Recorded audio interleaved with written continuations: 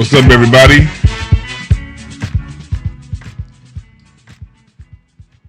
I want to send a special shout out to all the short dudes out there. How y'all doing today?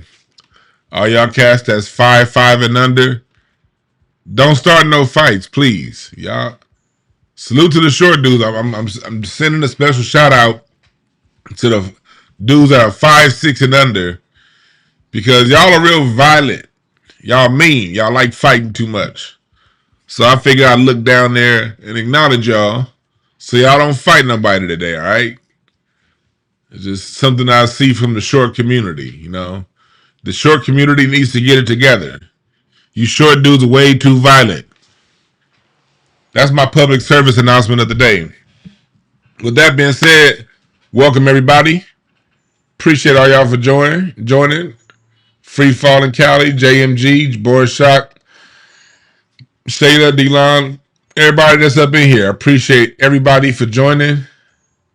And we're going to get into the story because there's a whole lot of crime going on in America, and we ain't part of it. Let me turn this down. My sound capping out. That's better. Okay, my audio's better now. I turned it down so y'all can turn it up. I don't like when my audio hit the red. I had it turned up for something else I was doing the other day. There we go. There we go. There we go. There we go. Yeah, every low thing is being exposed. What's up, Scotty?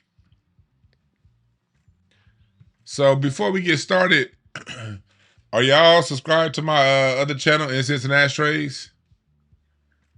We did a profile on the individuals card club,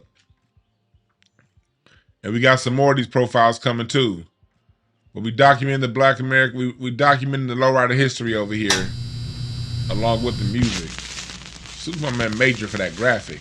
That's dope, ain't it? What's up, y'all? We are here at the car show, man. Low riding. We with the individuals car club. Man, give me your name. My name's Trav. They call me Travis. Travis. Yeah. Big Dwight. Big Dwight. So the individuals, y'all car club. Tell me about your car club.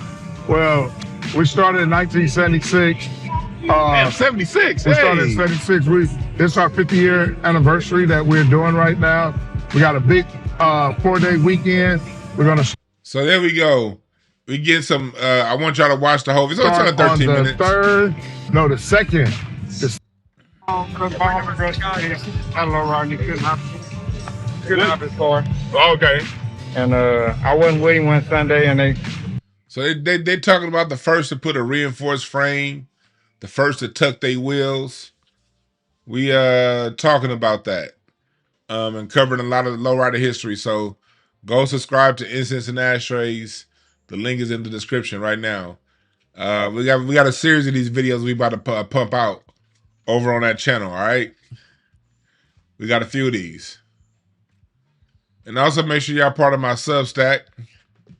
Make sure you guys are part of my Substack. I'm currently. I just finished a 25,000 word piece on R&B and what R&B is and how R&B influenced the world. That full piece is going to be on Substack, paid, and I'm also going to put it on Patreon. But everything else, I'm with the edited down version is going to be on incenseandashtrays.com. I'm writing an article on R&B being the parent genre of all pop music around the world, of Latin pop, of reggae, of UK skiffle, of rock and roll, of American pop, all the pop genres around the world. I'm proving and making my case that rhythm and blues is the parent genre for all of those art forms. And so that article is going to be up over on incenseandashtrays.com. But the full in-depth piece, the full 25,000 word piece, that'll be exclusively on Substack. I'm gonna start writing more of my thoughts out. I'm still writing my book. I just had a pause for writing my book, but my articles that I put up on incenseandashtrays.com, for those of you who are music nerds, and want to go deeper, those will be on Substack. But the general articles will be on incenseandashtrays.com. The free article on incenseandashtrays.com is going to do more than enough to prove my case. But the Substack article just goes way deeper. If you dig what I'm saying. This is part of what's on Substack right now. Let me give y'all just a piece of the article. By the close of the 1950s, rhythm and blues had accomplished something few musical traditions ever achieved. It had become a complete language. Its rhythmic grammar had been established. Its performance philosophy had matured. Its instrumentation had become standardized. Its emotional vocabulary had expanded beyond the blues into every dimension of the human experience. The question was no longer whether R&B would survive. The question was how far it traveled. It would travel. And from here, I talk about how rock and roll is the first child of rhythm and blues. See, most of y'all don't know that. Most people don't. They think rock and roll and R&B is separate, first of all. And then they think that rock and roll was first. No. Rock and roll is the eldest child of rhythm and blues. Rhythm and blues is the child of jazz and blues together. It fused the blues writing with jazz instrumentation. Rhythm and blues was a fusion of jazz and blues. And from that fusion, it laid out the format for all pop music moving forward. So y'all gonna want to read that article when it's out. But if you're subscribed to my Substack, you can get some of these previews of the article that are up right now. All right. So let's get into it. Thank y'all again. Oh, another thing, talking to California. Also in this article, I'm talking about how rhythm and blues is a Los Angeles art form. When you really get true rhythm and blues was born in LA, Chicago, and New York. New York because of Atlantic Records, Chicago because that's where the center of recording industry was, and LA because that's what the indie scene of R&B. R&B really got germinated here in Los Angeles on Central Avenue. Most people don't know that. LA was the first city that went all in with R&B. Everywhere, Chicago was still for the most part all in with blues. New York was all in with jazz. So R&B had to come to LA to get really to get an environment for it to grow and flower in. And then from there, it went back to Chicago and New York after what it did here in LA. So I'll break all that down. What's up, Frank D? So that's what we're gonna be talking about. Appreciate that, Chewy, for putting that up in the chat. So there we go. So let's get it going.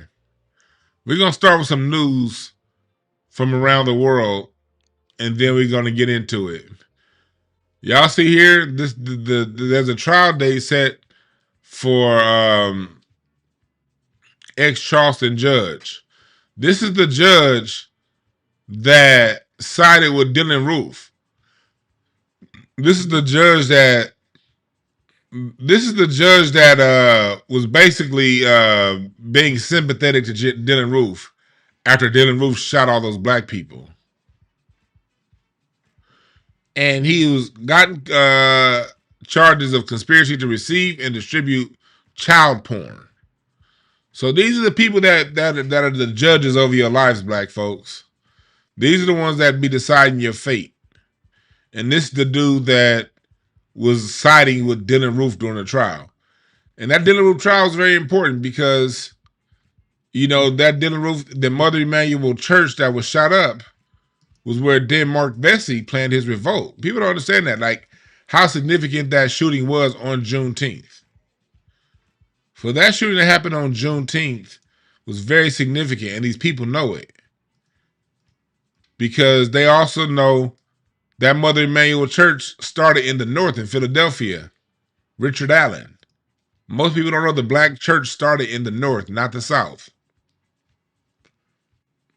And from Richard Allen's church, First AME, Morris Brown went down to Charleston, South Carolina, and founded that church.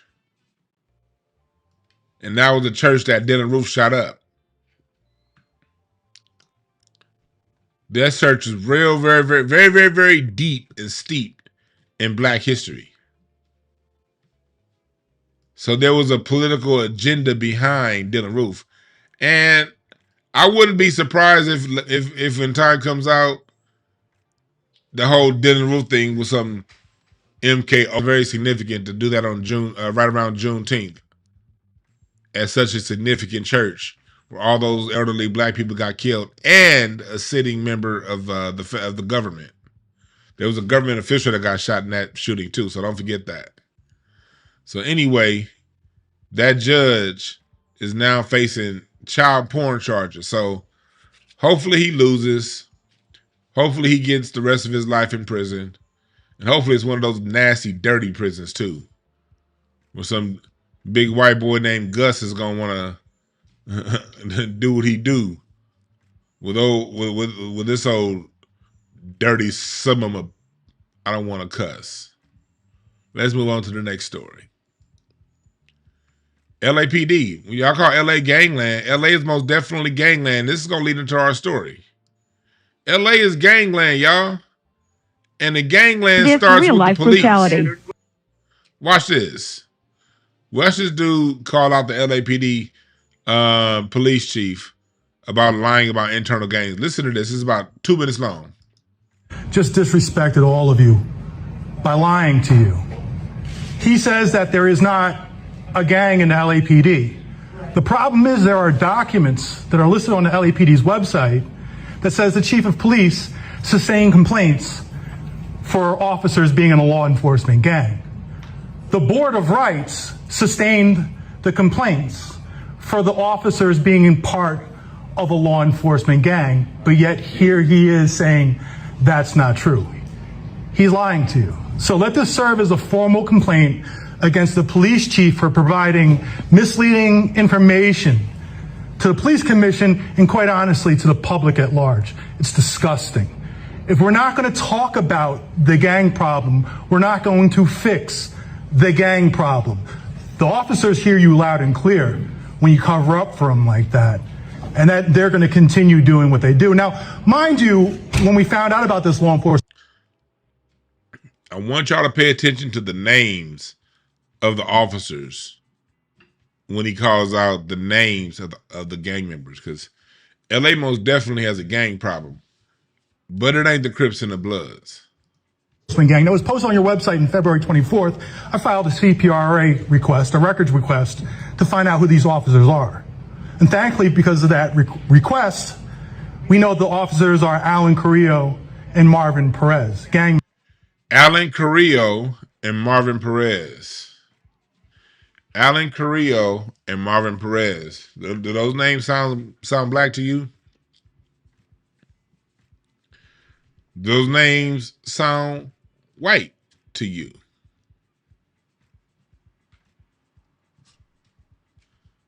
Y'all saying I'm muted, but I don't see I'm muted on my end. Can y'all hear me? Mute, unmute. My shit look good on my end.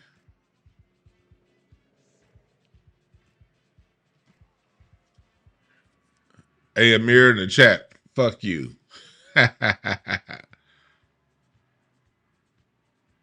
But you hear the names of those officers? So when Black people are talking about what's going on with the gangs in LA, it's a different dynamic out here. Did Brandy Kane not make this point yesterday? What's the primary ethnicity of the police officers in LA? Huh? Latino. And anti-Black discrimination is no less now than it was in 1988 when it was white. And corruption is no less now in 2026 than in 1988 when it was white. Corruption is still the same. So that's why you look at the systems. Players change, but the game remains the same. Keep going. Members. They've arrested people and people sit in jail, maybe because of their word only.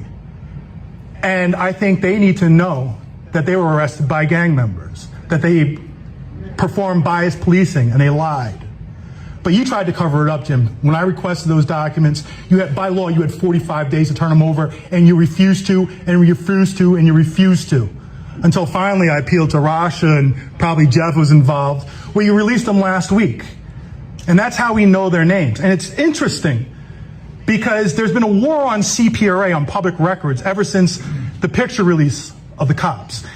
You know, that release is really important. I had a pitches motion, an investigator reach out to me the other day about Arlene Martinez. This is an officer who lied to me on video, identified as a completely different officer, only because of the picture release and Stop LAPD Spying's website, Watch the Watchers, I was able to identify her. So now you had a Latina officer that misidentified herself. Did y'all catch that? So the two that were in gangs were Latino, and the officer that misidentified herself was Latino. And this is this is why, like, any of you that's not from LA sound foolish when y'all start talking about the gang problem in LA, and black folks just stop the Crips and the Bloods, and it's the Crips and the Bloods, it's the gangs, and the gangs are getting run by the Mexicans, and the Mexicans are the ones running the gangs. The primary gang problem in LA is the LAPD.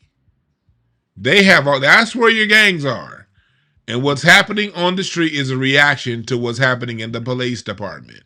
This goes back to Chief William Parker. It didn't start with these Latinos. It go back to Chief William Parker. When they had their the Jump Out Boys. I think that was the name of it was the name of the Jump Out Boys. Let me see here.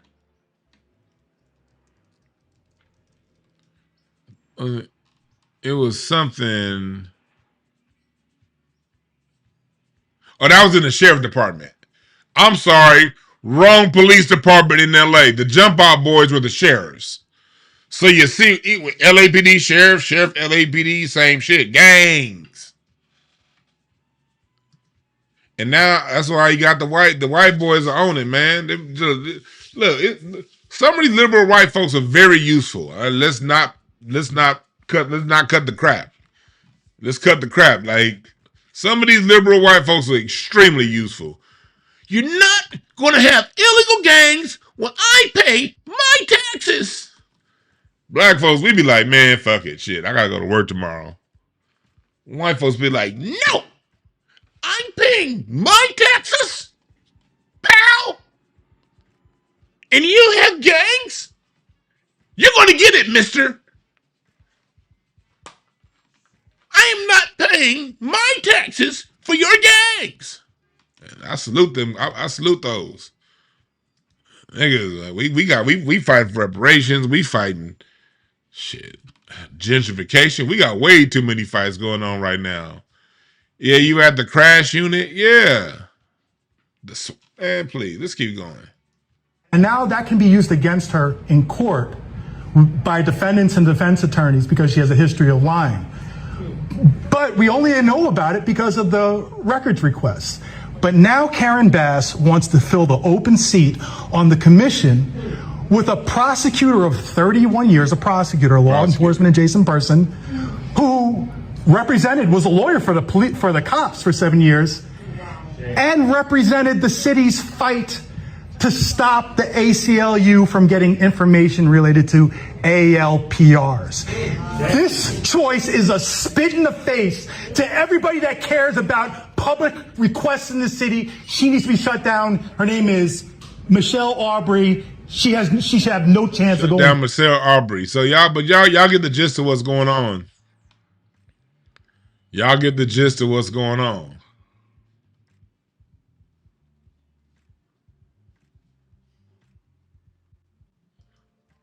That's what we're talking about here.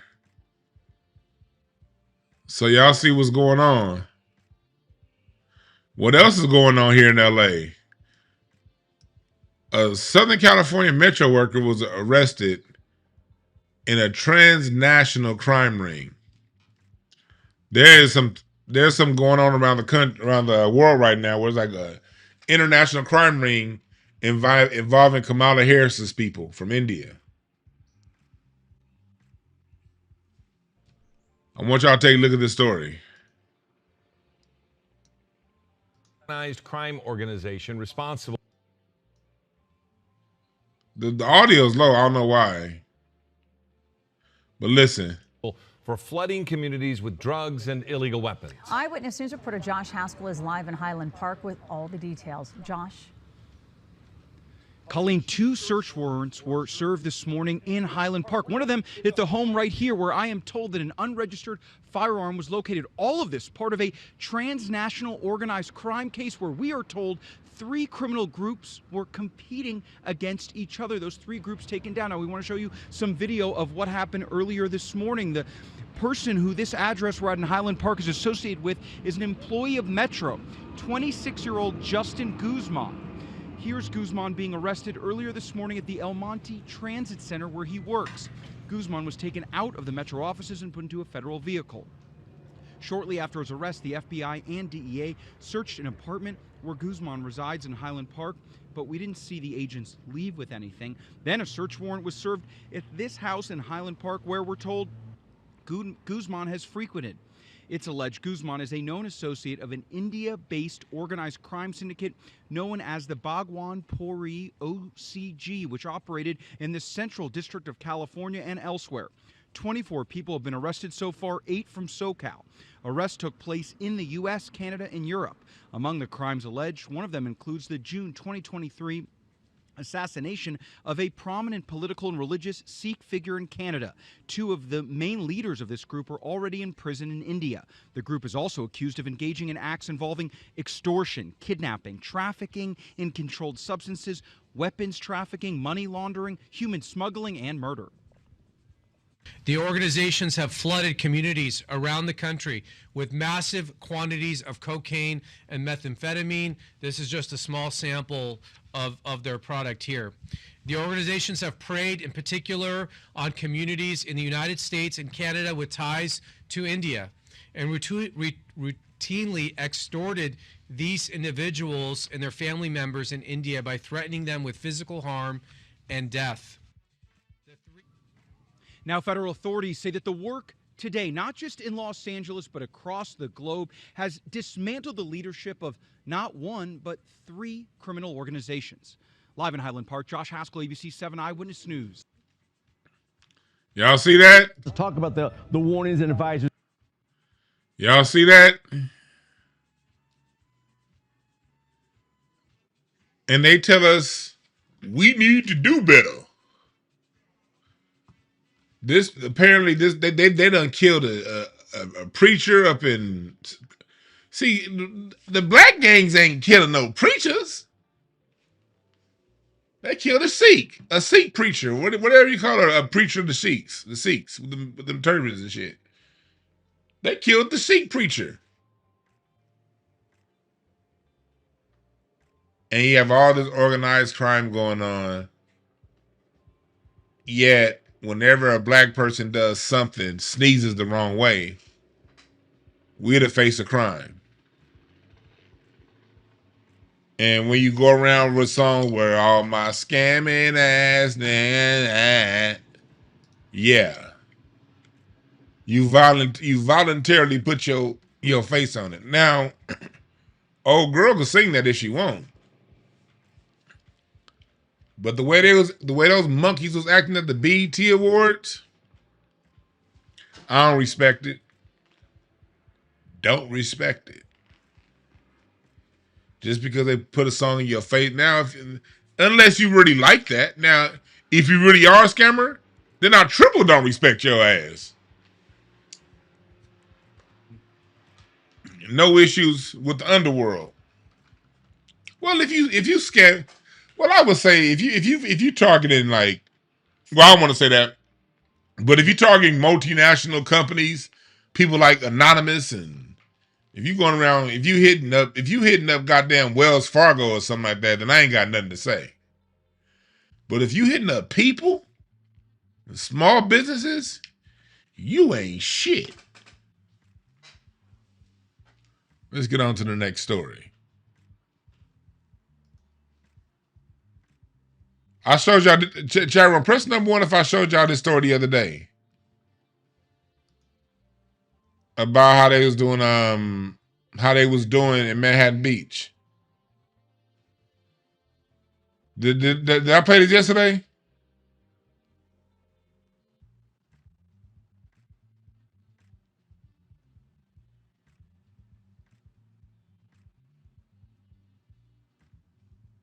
Beach now say they arrested more than 400 people on 4th of July. About half of them, they say, in a single incident in the Balboa Peninsula last night. Police released these photos of the chaos. They say a large number of young people swarmed the area, and then they say things quickly spiraled out of control. Fireworks, blocked roads, fights, and a Pavilion's grocery store looted. Police say some people launched fireworks into the crowds and directly at police officers. They got slapped by one of those mortars. More than 350 officers responded to this scene and eventually were able to clear that area. Bills keep on coming and Americans are That's down there in Newport Beach, where a lot of your Operation Paperclip Nazis got transferred to in the 1950s when they came over here. A lot of your Operation Paperclip Nazis went to Newport Beach, Laguna Beach, and it is extremely racist down there. I don't mess with it. I don't know how Kobe lived out there, but yeah, Newport Beach, that is not a place that black people want to be. So to see them get raided by their own children on the 4th of July, that was special. That was beautiful. It was fun. Y'all done built these enclaves and capitalized off people starving us of resources, then going to your enclave. Ha ha ha. Well, y'all children ain't got the resources y'all had. So now they coming for your monkey ass. And I'm here for it.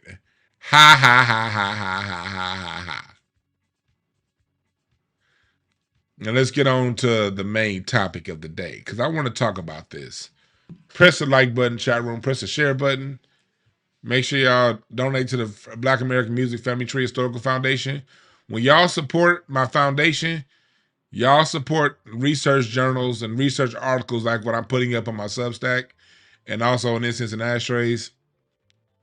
Y'all support this research that I put in. Y'all support the research. Go join the Substack, Incense and Ashtrays, all that good stuff, all right? Well, let's get into the main topic of the night, of the day. I keep saying night. Hell, it's sunny as hell, this. Beautiful out there in this last couple of days of the Sirius Gateway.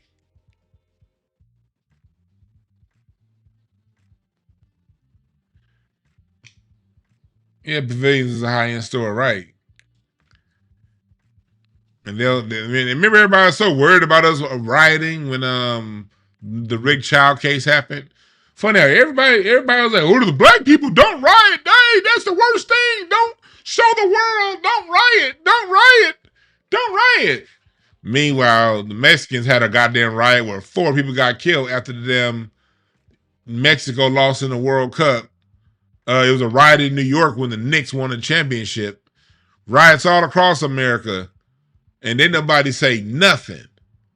But had we burned down a couple liquor stores and Asian beauty shops for Rick Child, it'd be story of the day, the Negroes. Oh! It's all a game, folks. It is all a game. What's up, Reggie? It is all a game. Well, this takes me to the main story. Ninth Wonder, legendary hip-hop producer, says some real stuff about the Billboard charts. He says someone needs to compile a list of all the rap songs that made the Billboard Hot 100 Top 40 from 1990 to 1996. Remember, 1996 was when it all changed. The Telecommunications Act happened in 1996. It all turned direction. The direction didn't turn overnight. It turned direction after 96, and it wasn't fully locked in until you got to about 2000, 2001. About 2001 was when it was fully, the Telecommunications Act was entrenched because all those stations had already successfully bought up the country's radio stations. But look, I don't even know if Ninth Wonder knows that about the Telecommunications Act. He's a smart dude, so he probably does. But the reason why he put 1996 is because if you have a sensitive ear, you heard it change after 96. 97, although was still 97, 98 were still dope years in hip hop. But they weren't quite like 94, 93, 92. You just felt a difference. For those of you young people out there listening. And Nero, I want to see exactly how many songs were actually playing amongst our friends, dorm rooms, etc. How many we deem classic records? How many songs that were in the Billboard Top 40 do we deem classics?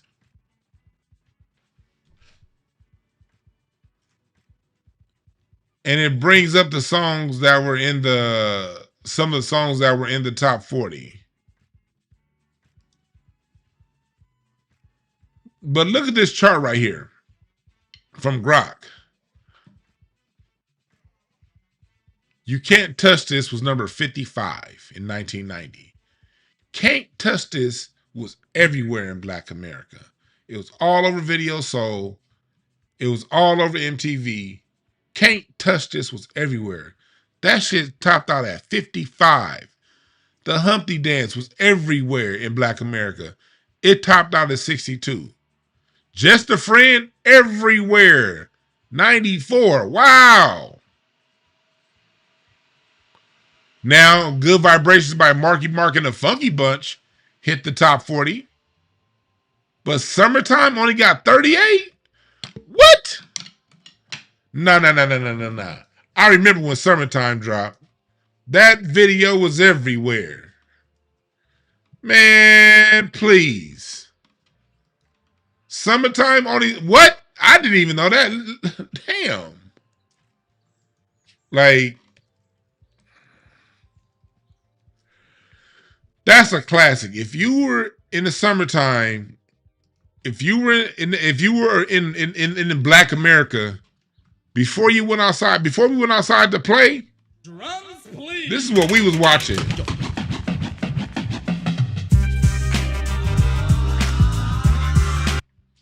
Man, what? Man, this video was everywhere back in. And please. And that stopped out at 38. Roundaway Girl. Damn, that was Roundaway Girl was only 64? Hold on. That was another classic video. Man, please, what?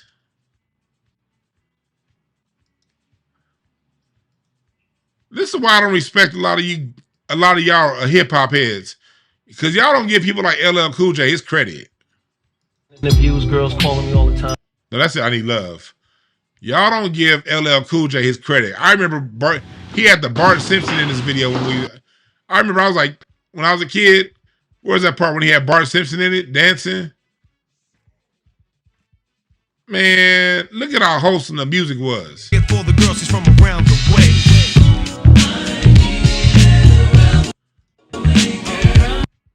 Man, this was. It was talking about hood chicks. Roundaway Girl with the hoop earring, bamboo earrings, at least 2 pair. But these were just the women in the neighborhood. They did not have to get naked to make a good video. And this song sent from heaven above. God sent this song down from heaven above. And it only got to 64. Let's go to 92. Baby Got Back. Yeah, that did crossover. Yeah, Jump by Chris Cross was everywhere. Mac Dad'll make you wanna jump. Chris Cross. Yep. Jump Around House of Pain. That was everywhere too. But Tennessee by Arrested Development. That was another one. It just hit number 40, but Tennessee was everywhere.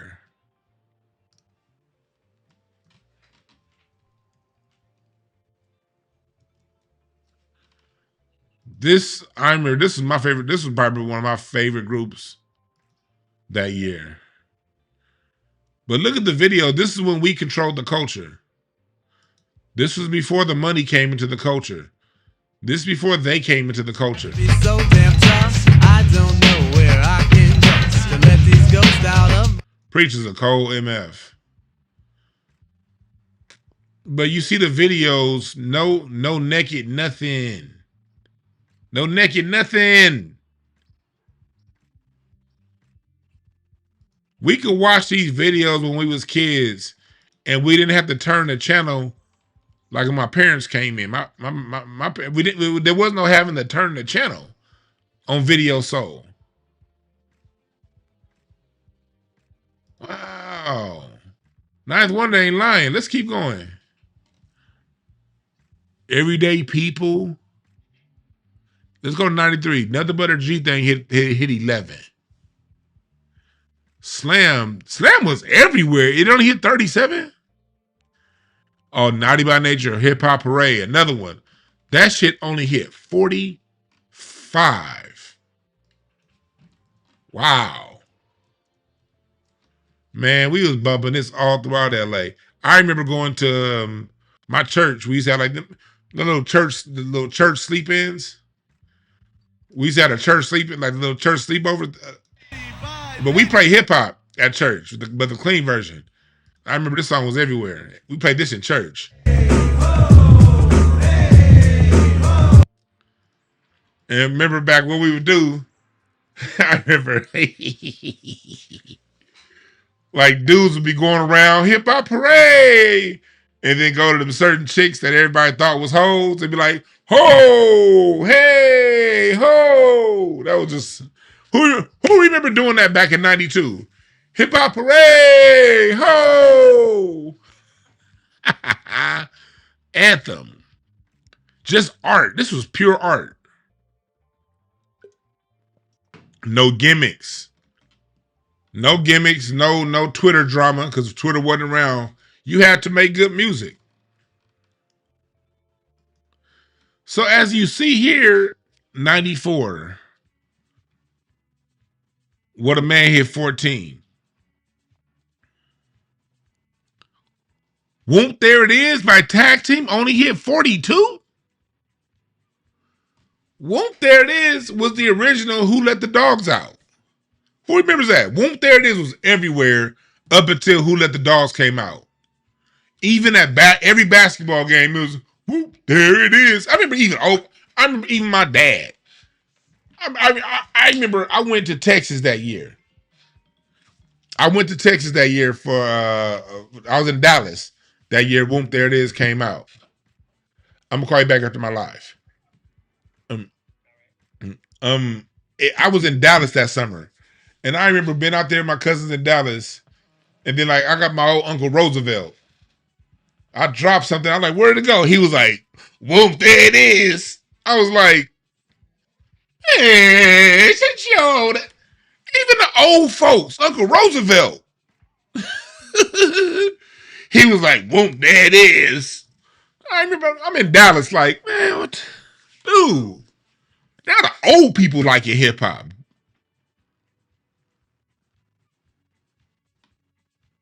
You see here, there was the music that we played the most.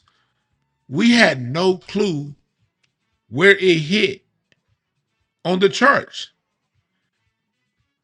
Because it didn't matter where it hit on the charts.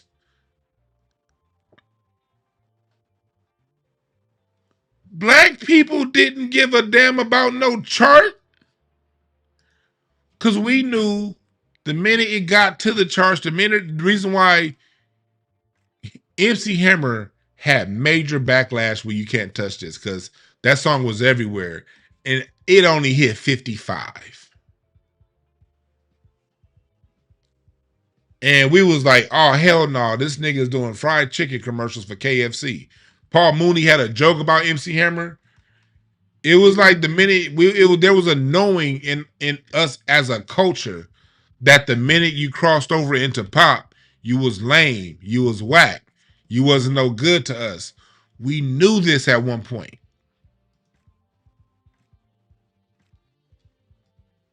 I'm gonna save this picture right here. I'm gonna save this image. I don't want y'all seeing what's all on my goddamn computer. Top 40. There we go. But you see this.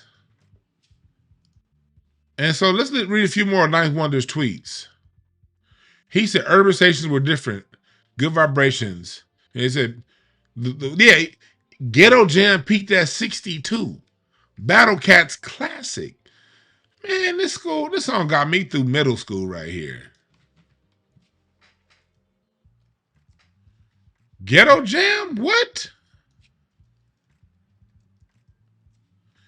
Man, this shit got me. I remember this shit dropped around the time of that big old earthquake and the Northridge quake. Here we go, as the tune starts to look with the back. Battle Cat, you a cold motherfucker with this song.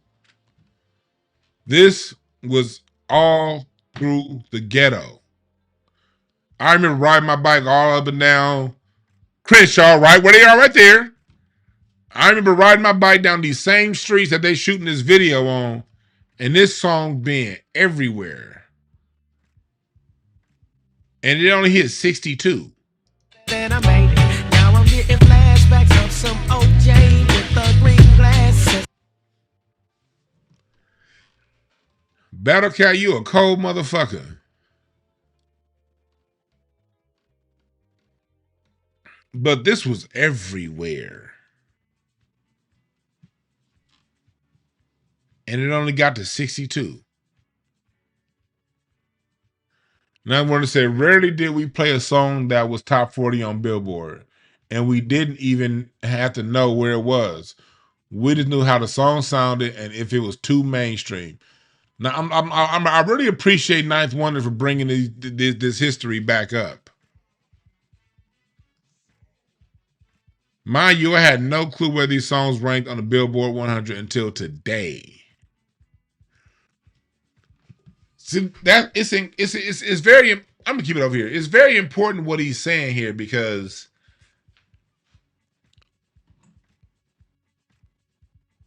in order for black music to cross over, I don't know if you saw it in my interview with Dr. Logan Westbrooks, but go back and watch my interview with Dr. Logan Westbrooks. He talked about how they did it back then. In order for black music to cross over, it had to get to the top of the R&B charts. So they wouldn't allow a black song to cross over into the top 100, into the top 40, until it reached number one in Black America. A white song, any other race, they could just get ranked. We had to go through the gauntlet of great music and think about how much. Let's go back to this list, y'all. Let's go back to this list. Let's go back to this list. Here we go. Here we go.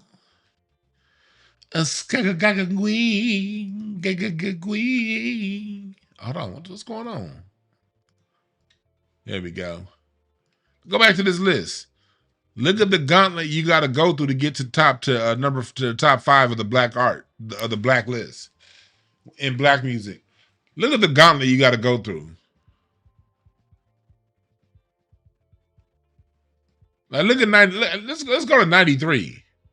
To cross over into the top 10 of Black American music, you got to get around. I Get Around. You got to go through Insane in the Membrane by Cypress Hill. You got to go through It Was a Good Day by Ice Cube. You got to go back to Check Yourself. You got to go through G Thing. Slam. Slam was everywhere. Hip Hop Parade. That's a lot of music to go through to get to the top 5 of the black charts. And out of the top 5 of the black charts, they usually choose between 3 and 5 songs. They definitely will go with number 1 in the black charts. But you had to go through a whole lot of black folks. Funkified by the Brat, that shit was everywhere.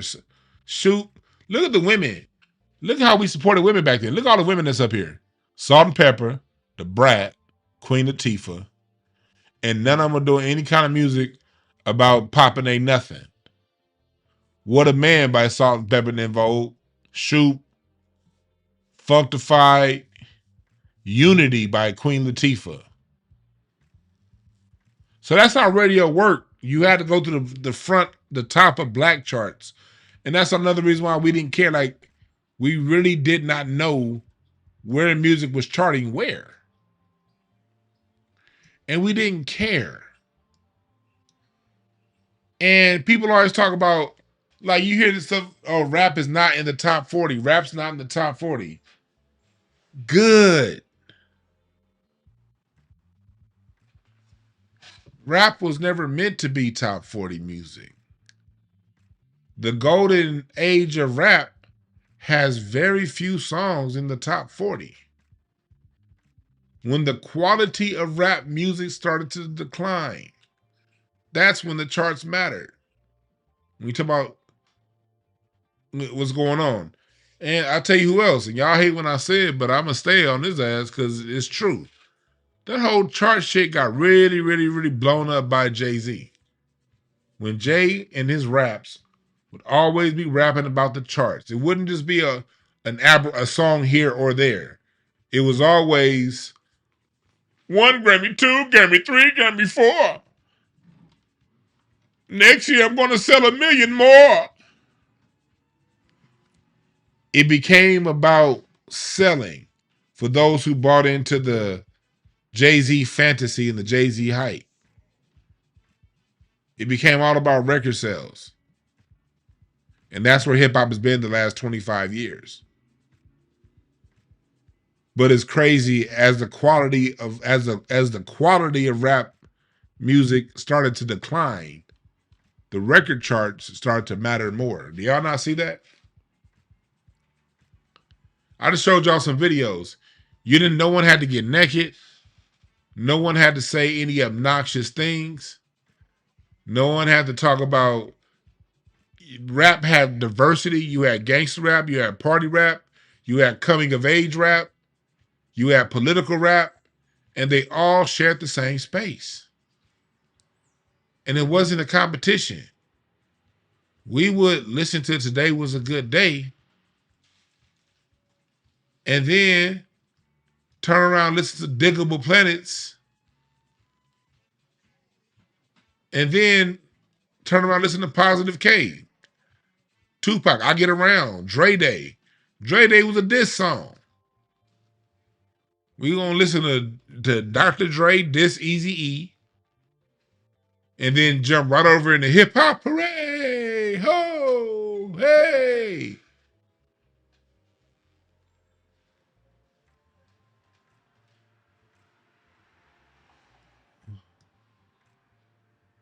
Tootsie Roll only hit 63? Tootsie Roll was another one of those songs that was everywhere. Tootsie Roll. The 69 Boys Tootsie Roll only hit 63. Wow.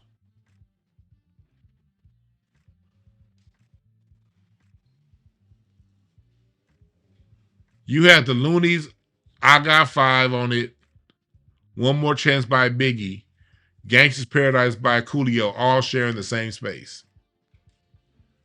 You see, Gangsta's Paradise was number one, but that's because Gangsta's Paradise was part of that movie Dangerous Minds. And if you go back and if you go back to 1995, Gangsta's Paradise was cool, but that's also I remember the video playing a lot, but we was on Gangsta's Paradise for a little bit, but that white folks loved Gangsta's Paradise. That's why it went number one. White folks loved Gangsta's Paradise. But Gangsta's Paradise went number one, but it did not hit in the hood the way Big Papa by Biggie hit. Big Papa was a much bigger song. Feel Me Flow hit harder than Gangsta's Paradise, and that went number 73. First of the Month by Bone. I didn't realize those dropped the same year. Gangsta's Paradise went number one, but First of the Month by Bone, that went 89? Man, it wasn't until the 2000s people stopped saying, wake up, wake up, wake up. It took years for that to wear off. First of the Month come. Who remembers that in the chat room? Who remembers that? And especially because the reason why it took years to wear off is because all the old niggas got to it. First of the Month is one of them songs like your parents' generation like my dad liked First of the Month. I remember my uncle talking something every time the first month. Yeah, child. Yeah, child. Yeah, it's the first of the month, man. Get up, get up, get up. I'm like, man, Uncle Mike, shut up. Man. Stop it. Stop it, old people. Stop it. It's the first of the month. First of the month was an anthem.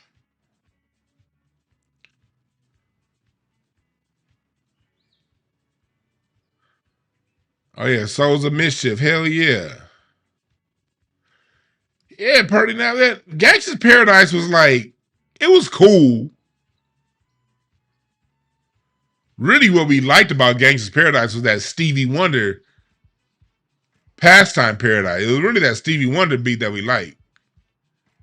But Gangsta's Paradise didn't really hit the way First of the Month hit. So catch your checks and come on.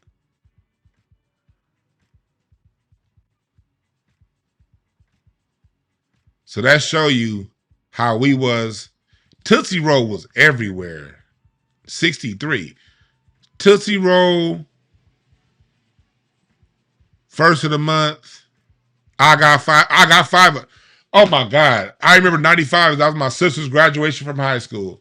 I'll never forget. I wish I could find the picture. We had my aunt, rest in peace.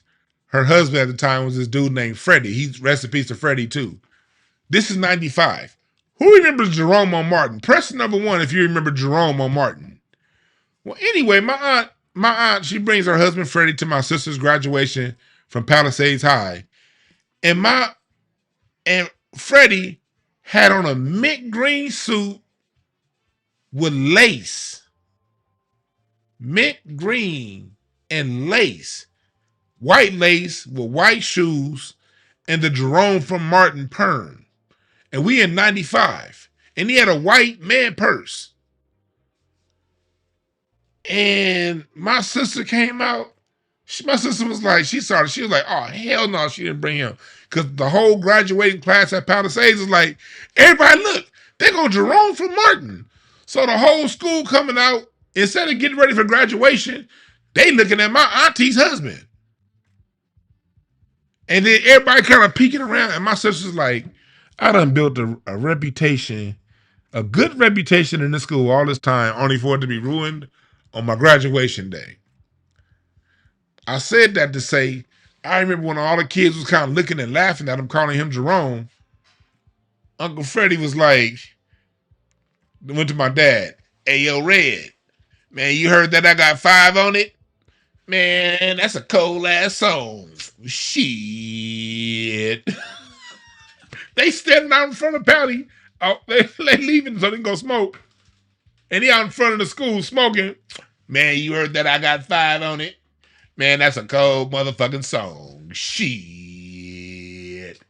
I was like, the old niggas love I got 5 on it.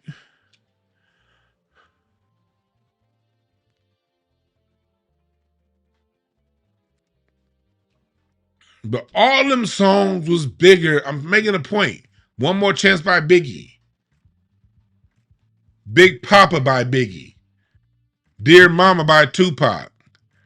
Every single one of those songs were much, much, much, much, much, much bigger in our community than Gangsta's Paradise. And Coolio's, he's an LA rapper.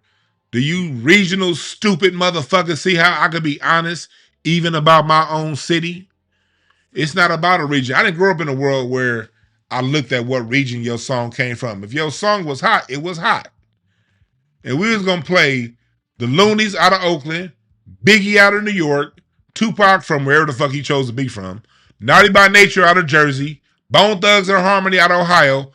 All that got played over Gangsta's Paradise out of LA. Because it wasn't about even the region back then, at least for us. Was your song hot?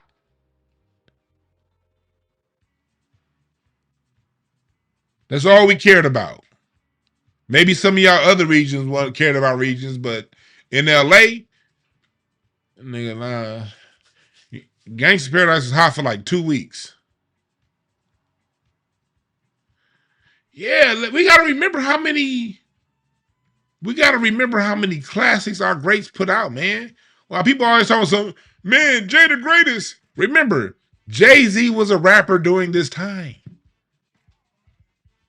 This is the reason why even Reasonable Doubt didn't hit when it hit. Can none of them weak ass Jay-Z I'm richer than you rhymes matter when the culture didn't give a fuck about your money or your record placement? When the culture did not care about those superficial things, you couldn't cut through.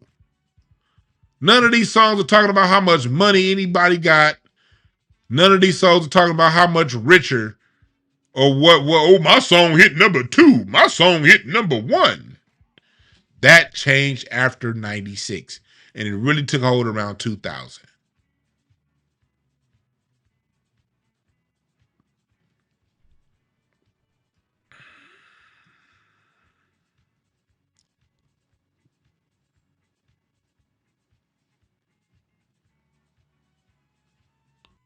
Am I lying? Am I lying? Rap knew exactly who the hell Hawaiian Sophie Jay-Z was. We just weren't interested. The music was too good.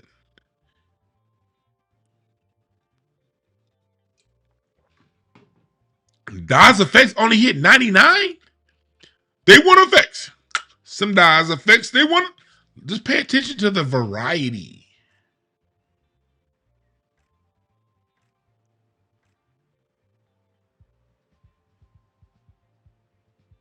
Just pay attention to the variety of sounds. Heavy D and the Boys, Now That We Found Love. OPP. OPP only hit 94? Who that with OPP? Yeah, you know me. Who that? OPP hit, and then Magic Got AIDS. I'll never forget that summer 94. God damn. That was a fall when we found out Magic had. That summer, OPP was hot. That played all on Video Soul all throughout the summer. In the videos of in the box. Who remembers the box? You had to live in the hood to get the box. 91 is when the box hit. And you would get Summertime will be played. See, that's how you knew, because the box, for those of you who don't know, the box was a channel to where you can call in and request videos.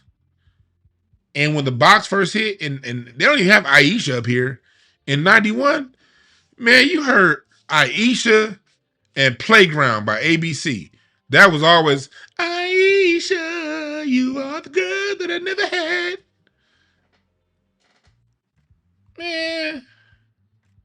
Then right after Aisha would be Summertime. Right after Summertime, Aisha would play again. And then OPP. And then later on that fall, Magic Got AIDS. Damn. And that's when niggas was like, you down with HIV? No. Who's down with HIV? They remember they started having they use hip hop to make black folks wear condoms. Think about that. And hip hop was a primary vehicle for contraception. Put a hat on it. Put a Jimmy hat. But I don't go anywhere without my Jimmy hat. Jimmy hat. Remember Digital Underground? All around the world, same song. Put on the Jimmy hat condom. That was everywhere. When Magic hit the maids, every song was put on your Jimmy hat condom. Who remember that? Fellas, put on your Jimmy.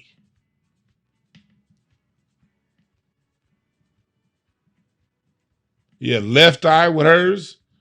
Left Eye had to have the condoms all on her overalls, and it was about, hey, man, don't get burnt. Then Eazy-E died of AIDS. Sheesh.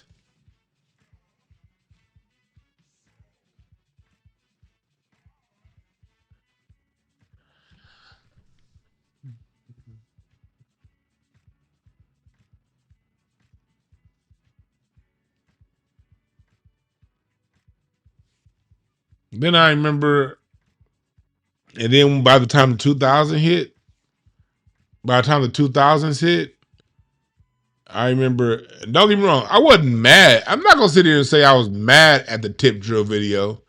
That shit came out when I was like 21. I wasn't mad at it. It was very beautiful to watch the Tip Drill video. But, and you had put him on the glass styles before, Tip Drill. But that was every now and again when around time Tip Drill hit the video, and then BET Uncut, and they started making videos. Artists started making videos specifically for BET Uncut. And this is where I go into black folks always talking about, well, BET ain't black owned now. Well, when BET was black owned, BET wasn't shit then either.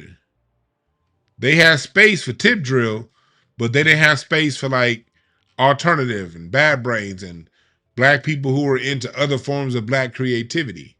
As a matter of fact, do you guys know that BET's that Little Brother album, the Minstrel Show, I forgot which song, but one of those songs, Ninth Wonder, Little Brother, one of those songs by Little Brother when it came out was deemed too smart for BET. This is back when Bob Johnson Black Ass still owned it.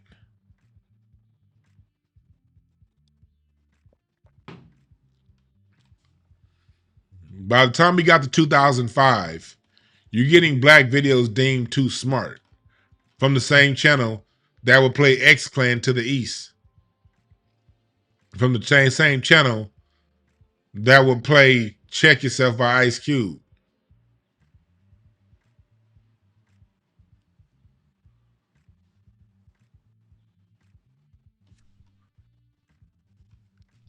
That all changed after the Telecommunications Act.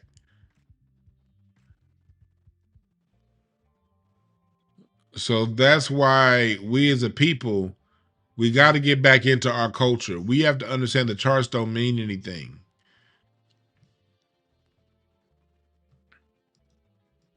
Y'all let Jay-Z fool y'all onto that charts, not onto the charts mattering.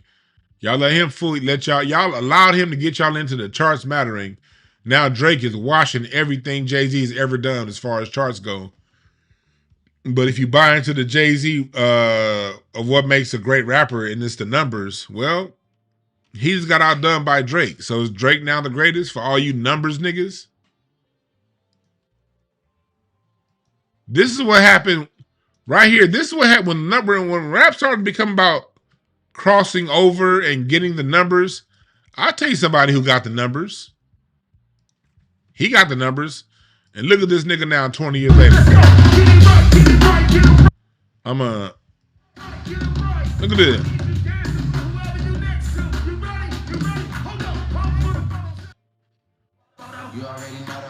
This dude, he's smoking a blunt while his lyrics are going. I don't care what nobody says. This era was trash.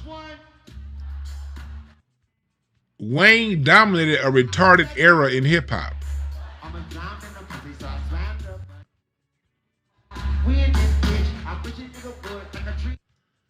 I can't keep playing them lyrics because I don't want to get stuck.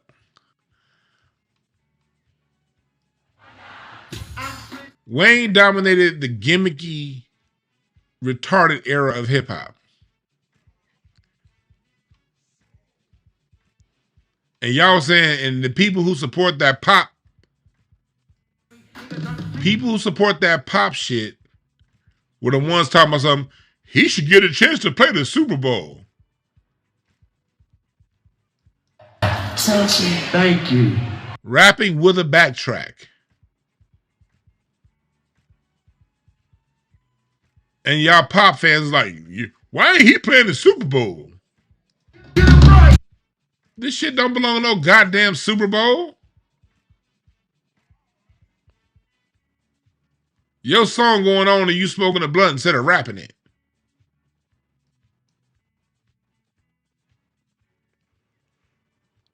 That's a major steep decline from 96 to 2006. Major decline from 96 to 06. And then the 1996 Telecommunication Act is a major reason why. Because that was the last time we as a culture pushed people to the front. Before 96, when local radio was bound by the customer in its market, yes, it could take payola sometimes, but they had to walk that balance between taking money to get played a song and their audience retention. No matter how much, there wasn't enough payola that they could take in to lose audience retention. The only way you retain the audience on a radio station is to play the music the people want. And we used to have the Friday night hip hop mix now here in LA on Power 106. And also 92.3. You got to hear new local rappers on Friday nights, Saturday nights. The late night show, they would play somebody new. And you can call in like, man, play that again. Play that again. The radio station was beholden to the streets. When the Telecommunications Act happened, radio was no longer beholden to the streets. Because one multinational company can own 4 or 5 stations in any one market. They can own the station you're listening to and its competition. So it's no longer beholden to the people. It was beholden to its corporate sponsors, not the people. Because major corporations could afford the losses.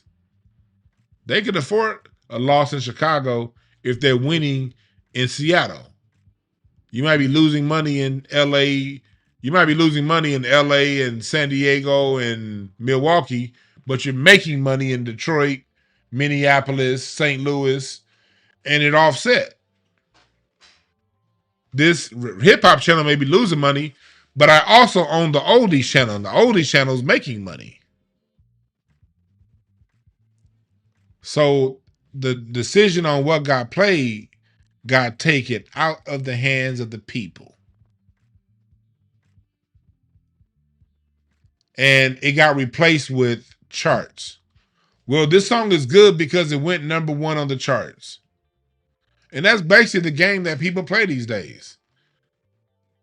The game that people play these days is such and such song went good because it played on such and such charts. It went number 3 on this chart. It won a Grammy. It won an American Music Award. It stayed at number 1 for 7 weeks, and that's why it's good. Meanwhile, you don't know a goddamn thing about the song. Do you think where all my scamming ass niggas at can make it to the top of the charts in 1993? Hell no. That's corporate rap. That ain't from the people rap.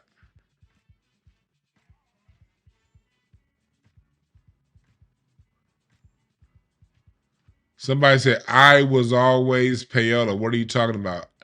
That's what I said, Angela Burris. Got to listen. I said there was always payola. You got to listen. Got to listen. I said they had to walk a balance between payola and the people. Got to listen. Got to listen. Got to listen. I definitely acknowledge it was payola. Payola's always been around. It's always going to be around. But there would have to be a fine balance between taking payola and keeping the listener engaged. You couldn't take so much payola, you played a bunch of music that people didn't want to hear. Because now people aren't going to tune in. And if people don't tune in, you're not going to get advertisement dollars from Murphy Chevrolet and James Chicken Shack. Because remember back then also, ads, when the multinational companies got to buying it, Clear Channel, they brought in the big boys, Pepsi, Coca-Cola, McDonald's. They brought in ad packages that were played all throughout the world, the country. When stations were owned locally, they depended on the such and such beauty salon to sponsor. They depended on car lots. That's why back then the commercials was car lots. If you was in LA, big boy, Universal City Nissan. I still think about them big boy. Cal Worthington Ford. You only got ads from your local market back then. So if people weren't listening because you were taking payola to play a bunch of whack music, now you lost your sponsors. You got to think, people. Things aren't just always on the surface level. You got to be willing to at least wipe the dust off the surface level. If you don't want to dig, that's fine. But at least clear the batter's mound. Think of it like that. The surface level is like, all right, we had the batter's mound. You know, at least clear the mound. At least wipe the dust off of it. Jesus.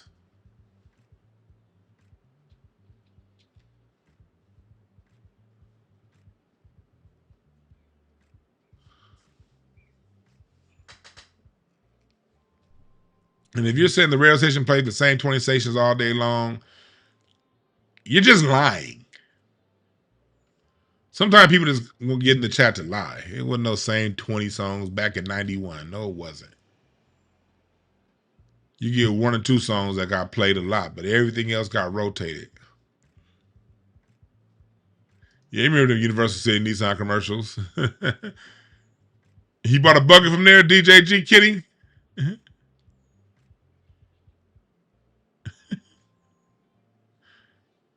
Yeah.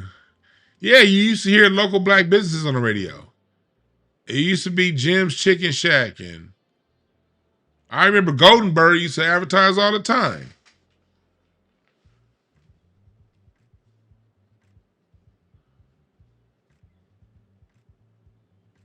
He said, I might hijack a baby boomer. Yeah, man, like we as a people, we did not know where the music would chart. You get a couple people who will pull the charts out. A few nerds. I can't say nerds, but a few people who are interested in that kind of information. But I never heard nobody say, man, you hear that new Outkast? Man, did you know that that Aquemini went to number one? No one ever said that.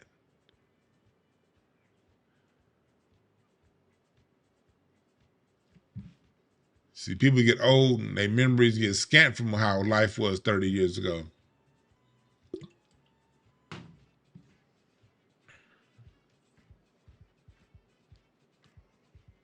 Yeah, Mr. Jim's barbecue, shit like that. Yeah, y'all remember?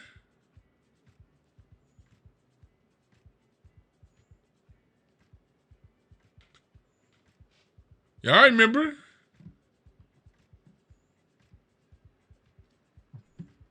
You would get one or two songs. I remember like Can't Touch This was played all the time. It was like, oh, they playing this shit again. But the rest of the songs were in rotation. And one or two songs get played a lot. Everything else, no, it's rotation of songs. And you didn't just, you would go from, then it would go from hip hop then to TLC, then from TLC to Keith Washington. Tonight's the night we will share. Turn off the lights, come close to me. And then the next song is Hooray! Ho! And then the next song is Tony Braxton. Tell me one good reason why I should believe you. Another reason why I know y'all niggas is lying, talking about the same 10, 15 songs. They was playing more than just hip-hop. They was playing good-ass R&B too. Nigga, you would go from I Get Around. Nigga, the next song would be And If I Ever Fall in Love Again, I will be sure that the lady is a friend. And then the next song would be, next song after that would be UNITY. And then the next song after that would be Grab Your Partner, Get on the Dance Floor. Fuck is y'all talking about? Y'all niggas lying, talking about some same 15 songs.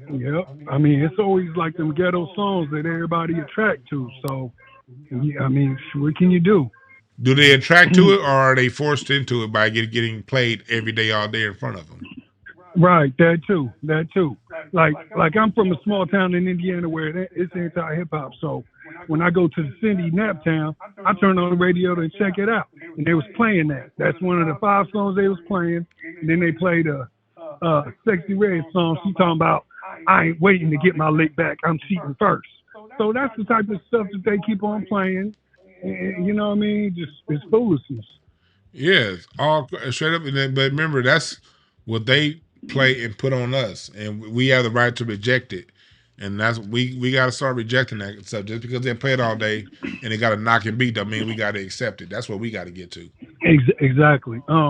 Like some of them songs, I bust the windows out your car, like OPP, like you said, all types of music being really, I should have cheated. You know what I mean? We've been on that bullshit. You know what I mean? Yeah, that's the thing. I don't mind being on the BS, but we got to bring the balance back, man. But thanks for giving us a call. Right. Yep. So yeah, that's the big thing is the balance. Keep the bullshit music. It's always been there. Still do it. Y'all gotta check out my interview. So you didn't call yourself Cincinnati. You earned that name. I got that name. I didn't getting that Carter high. Yeah. That's 2 of our other members. Come on in here. Yeah, this is Big Bear right here, and this is BA. How y'all doing? I'm Bear, LA individual, Sergeant of Arms. Been in the club for 4 years, but I've been around this club since it first started in '76. Okay. Yeah, so you get some of that old school lowrider history over on Incense and Ashtrays. Get some of that old school lowrider history.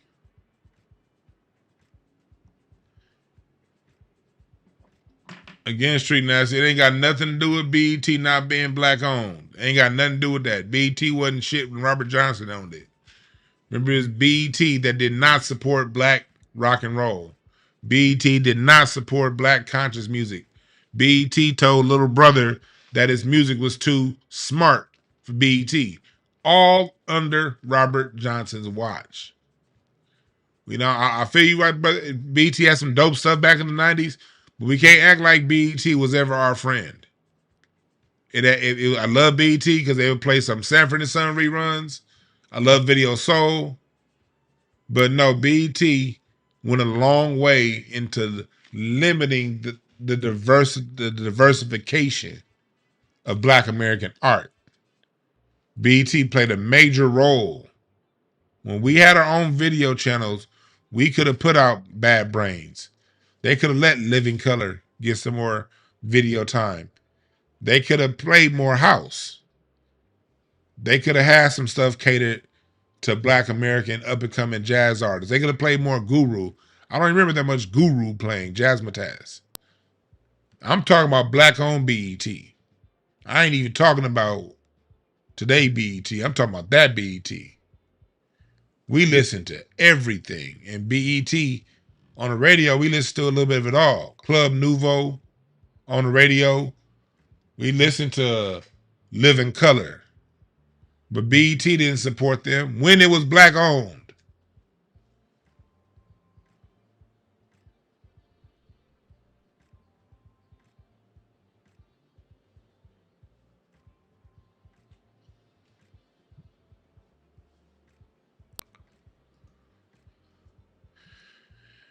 Yeah, so y'all see what's going on. The key is to get away from the charts. We got to get away from the charts. The charts don't matter.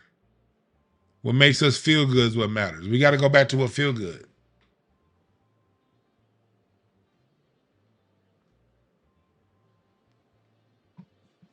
Yeah, they had that blacklist. The BT blacklist was what, like 95, 96? When they started blacklisting all those rappers that was talking about something positive? That was like mid-90s when BET had that blacklist. BET was always a problem. BET was like a half-good solution. Because remember, MTV played rap first. Let's not forget that historical fact.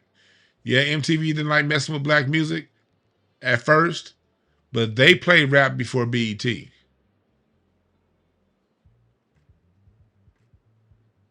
Remember that. MTV Raps forced BET's hand to play rap. Can't forget that.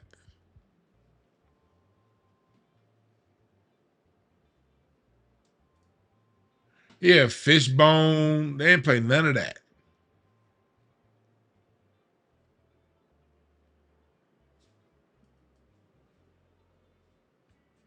And DBT did have some good stuff, but it was never all the way with ours.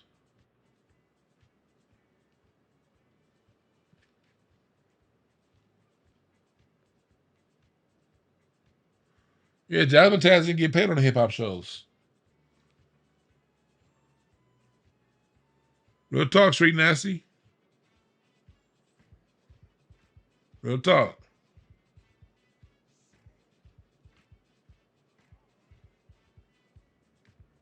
Any questions? Any questions?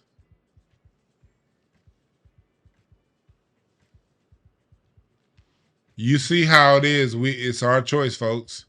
Either we can go out and get the good music, or we can keep arguing over who sold the most records.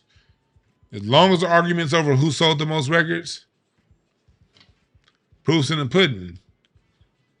The who sold the most records arguments does not match with who made the best music arguments. All right? Yeah, Yo MTV Raps is before BET. Yeah, you know that. Oh yeah, Borshock, you young. Yo MTV was before. Rap State was later on. Yo MTV Raps came out before any kind of rap music on BET.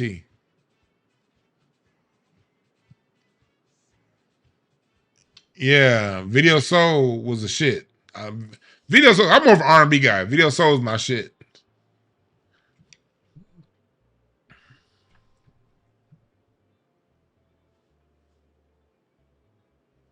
And remember, BET gave us Roland Martin.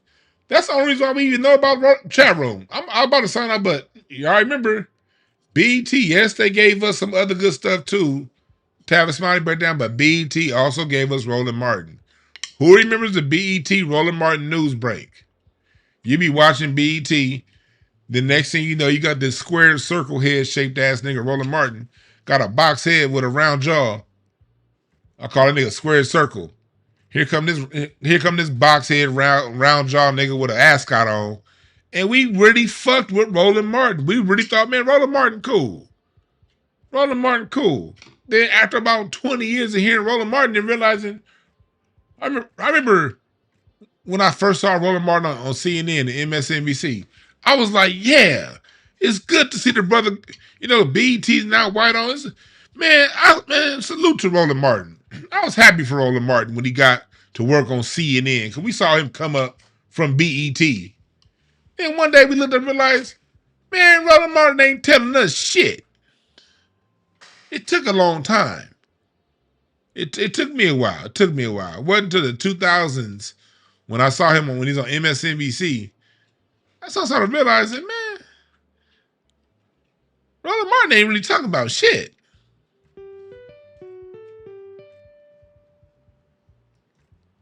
But he got introduced to us through BET.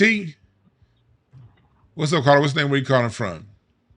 Yeah, what's going on, Dewan? This Khalil Roberts, man, your favorite MPC 2000 XLer. Yes, sir. What's on your mind, brother? Yes, sir. You remember Cerritos Auto Square used to always be on the dang? That commercial used to get on my nerves. Hell yeah, bruh. It was so bad. I remember my grandmama bought a car from the Cerritos Auto Square. So I remember, it's like 93. I'm like 12, 13 years old, 1994. I'm going out there with my grandmama because I'm thinking Cerritos Auto Square is about to be this big ass, like 15-mile row of cars. Man, we get out there. It was like 5 car lots. We got on South Boulevard. I'm looking around like, hold on. Yeah. The commercial, I thought the commercial was going to be this whole sea of cars. I'm walking up and down the street, man. It was like 5 car lots. I was like, man, get this out of here. Yeah, that's right, man. Real quick, what I want to touch on, man, is yesterday, man, you were speaking about the Young Miami song, man. You know, beautiful sister, man. But I just think that they used her for, this, low vibrational music that they actually put out. But one thing though, I do have to go back into the archives, and we definitely have to look at, was the Trap or Die era rap during that mid 2000s. Oh yeah, like yeah. I went from working. I was working at that time around 2005. I was working right there on Jefferson in Marina Del Rey, and I moved to Georgia. And I moved to Georgia down to the deep south to help my grandmother. So that snap era and things, but the Trap or Die era was another thing where you can just sell dope with no consequences and just have be the biggest trapper of your environment, which was not true.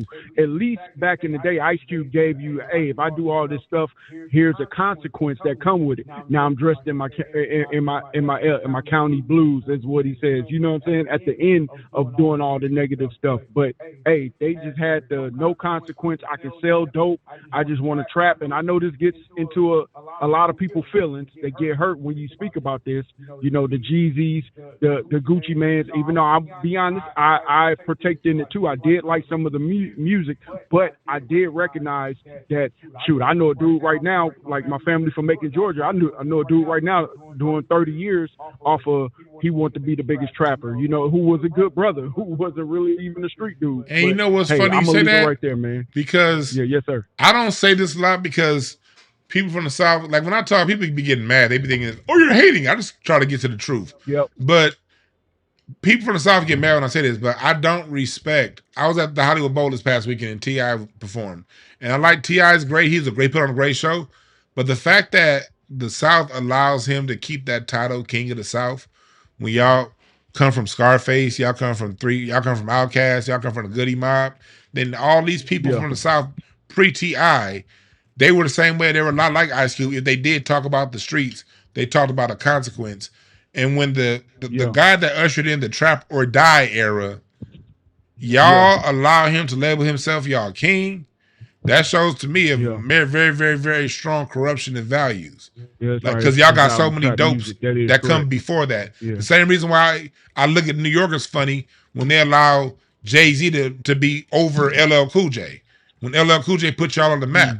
You know what I mean? It really made you a thing and didn't put you in prison on the process, So that's what we as a listening base, that's where we gotta be like, nah. You great rapper, but you ain't got the values of the culture. Yeah. Yep. That's true, man. And hey, that's pretty much all I want to speak on, man. I appreciate you taking my call, yes, brother. Sir. Peace. That's why you never see me. Snoop is one of my favorite rappers of all time. But compared to Ice Cube, he wasn't talking about shit. So I can't, if I'm gonna talk about who's gonna run in the West, and I can't stand the game. Y'all, that nigga, the game will rap about that nigga will rap for money. That nigga may as well hold a sign over his neck. We'll rap for $6. We'll rap for chicken change. We'll say anything for chicken change.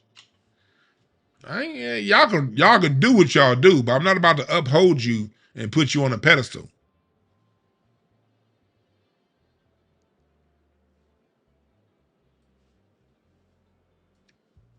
Yeah, Scarface mind playing tricks. Yeah, I mean, y'all got Scarface in the South, man. And y'all gonna elevate T.I. and his values and his rapping skills over Scarface. Scarface is a producer too. All right. But it be y'all be having like little civil wars going on down south too, where y'all be like, well, Texas ain't a part of the South. Y'all be having that argument too. But I'm from LA, so I'm gonna say about that. That's your argument. But I've seen it happen online. Don't nobody come in the chat telling me, no, DeJuan, you wrong. No, I've seen it. A whole bunch. Is Texas part of the South?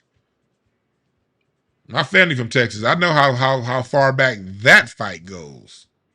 But don't get me to lying. Don't get me to lying.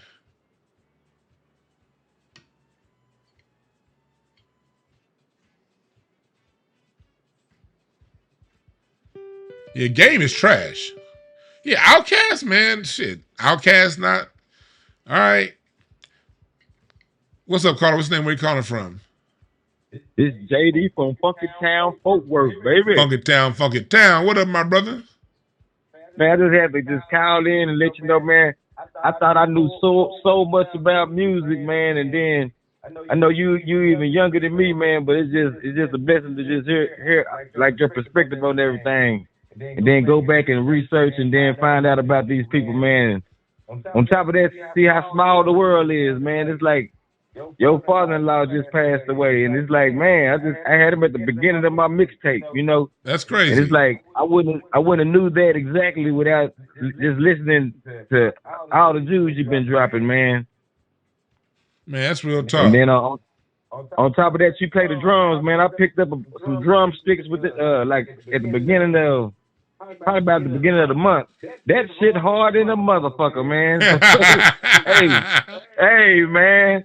And I know like how easy it is on the beat machine and stuff, because you know I can put together beats and all that stuff too. So just give me your props, man, because even though it's hard, it's like shit. I still want to try that shit. You get better. It's fun as long as you get up in there.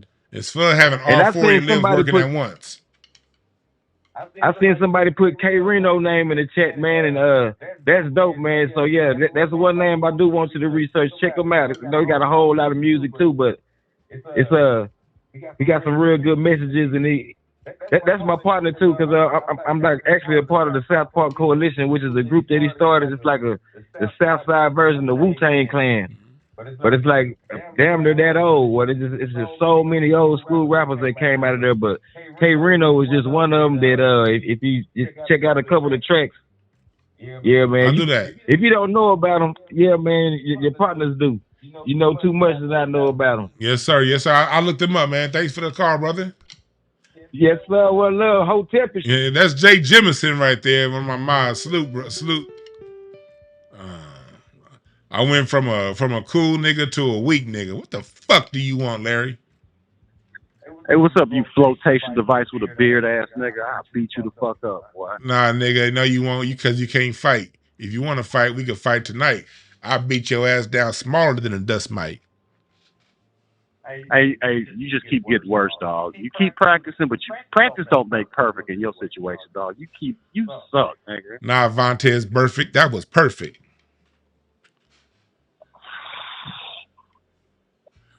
I mean, why'd you bring it? Okay, anyway, dog. Because it hey, rhymed. man. That's why, nigga. Yeah, Nah, nigga, I tell you what else rhymed. My left follow with my right. That'll rhyme too. Pow pow, nigga. No, that did. Okay, man. Nah, nigga, that didn't rhyme and you suck. Hey, man, I don't know when Clifford gave himself that title of King of the South, dog. That shit always irked me because, number one, no. Number two, fuck no. And number three, Mr. Brad Jordan is still with us. Like, no, nigga, you can't be no fucking king of the South. You might be the king of Atlanta. I leave that up to Atlanta. See, South ain't, people like to say the South, and it's all encompassing of all the states in the South. But never at no point in Houston, Texas, did we think that Clifford Harris was the king of the South. Now maybe Atlanta, that's y'all argument, that's y'all fight. But we never called him the king of nothing, nigga. Like nothing. And I'm pretty sure people in Mississippi never called him the king of the South. And I'm pretty sure people in Louisiana, their king is, for better for worse, is Boosie. Yeah. But it is not. It has never been. I'm trying to think. Atlanta is several kings. No, the king of the whole South. Man, hell no. I don't want no king who pretty much allegedly snitched and after getting caught with a bunch of guns and silencers. Right. That ain't my goddamn king. That nigga ain't my king. No. Hell The no. brother, the dude. I don't have no king. He literally is a king of trap. Talked about trap like with the brother called it earlier, with no consequences, but allegedly, according to a lot of paperwork and according to a lot of people say, and according to a lot of people have said over the years, I'm not involved in the case. I don't know, but according to a lot of people, I don't either. You was the one going and saying he did it, and that's what y'all elevate. And I like his music. But king, nigga, ain't no king, ain't no fucking king. Who's the king of the West Coast? Ain't nobody ever said the king of the West. Ain't no king of the West. I know. Has anybody ever said they're the king of New York? They're like in LA. The best anybody- is the people. I'll tell you what LA folks will do. LA people always give it up to Ice-T for setting the game down. Cube will be the first one to give it up to Ice-T. Snoop. They won't say King though, no shit like that. They just so love to Ice-T for really laying the foundations. That's about as far as it's gonna go. And I can roll with that. I can definitely roll with that. But the South had been rapping for a while, and then all of a sudden, you declare yourself the king of the entire South? Man, no. Hell no. Ain't no king in no damn South. It's a bunch of cold motherfuckers, but there ain't no king. Yeah, all I know is, nigga, me and you can get in a boxing ring and find out who gonna be the king of the ring. Mean Gene, I knock your jaw all the way clean. Hey man, god damn, dog. God damn. And I remember, because I'm old enough, I remember a time when rappers didn't want to be on no motherfucking charts and no Billboard. Man, EPMD had a song, no sellout, and like no crossover. I'm sorry, it was crossover, and they were talking bad about motherfuckers who like crossing over, being on the charts and but shit. they were like, right no, though. Dog. Like when you go back and listen to what they were saying and see where when you listen to Ice Cube, I'm gonna check yourself. True to the game. All the rappers who warned about the charts, if you go back and listen to their songs from the late 80s and early 90s who talked about that, and you see what we have now in rap, they were 100% right. You got rappers now carrying purses. Dog. Did you ever think you see a fucking rapper carrying a purse in 91? And you know who ushered in carrying purses? Who? You? Nigga from New York. It was A$AP Rocky. He gets credit for that. Oh yeah, A$AP Rocky, and he living out here. It's always that we get everybody's trash. You're right, A$AP Rocky. I forgot. I thought it was him. And I'm gonna tell you what really pisses me off, dog, about this whole chart Billboard shit. Motherfuckers really believe that the white man's ice is colder. You feel a sense of accomplishment because you are charting on their charts. Like I'm number one on the Billboard. Nigga, Billboard magazine don't give a fuck about your black ass. Yeah. They don't give a shit about none, but niggas be bragging that I'm this on Billboard, I'm charting, I'm this and I'm that. Nah, nigga, they set you up to fail. They're gonna let you climb as high on the charts as they want you to, and then they're gonna say you fell off when they want you to fall off. Real talk. That's real talk. And then you shun in our charts. It's same in comedy, same in everything. Get mainstream, you think you the shit, you look down on the chitlin circuit. The quote unquote chitlin circuit. But then when they find a little scandal and they ready to promote the next nigga and ready to knock you off your square, then you got to come back home. You got to come back to the chitlin circuit. So man, what I'm trying to say is fuck them charts, but more importantly, nigga, fuck you. How about that? Let's bring it back to the original topic. I'll beat your goddamn ass, boy. You ain't got the class to beat my ass. I'll run around you real fast. Oh, okay, man. All right, man. Can you dig it, Jack? I love pissing Larry off. Like, y'all don't understand, chat. I will be, back in the days I used to do stand-up comedy, I will totally change the punchline of a joke in the moment to something that happened that only me and Larry knows about. And I still make the crowd laugh. But I would do things and just say something that only I know would piss Larry off while I'm on stage in front of 200 people and not give a fuck. I've done that shit plenty of times. There's 200 people in the audience ready to laugh and I'm going. And I will change one of my jokes so fast just to piss Larry off. It's worth it to me. I like, that's one of my pleasures in life. Is pissing that nigga off when that just called in. I love it. I don't give a fuck. I don't give a damn if the president's watching me. I'm gonna do something to piss this nigga off. That's how life works. Yeah, y'all.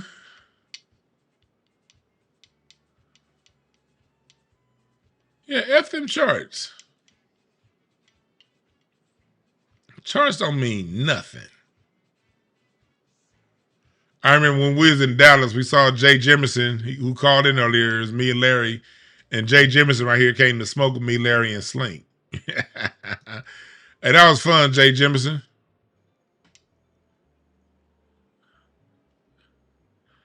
Jay Jemison, he's over there laughing his ass off the whole time. He was like, so you niggas is really like this. Yeah. Yeah, we really like that.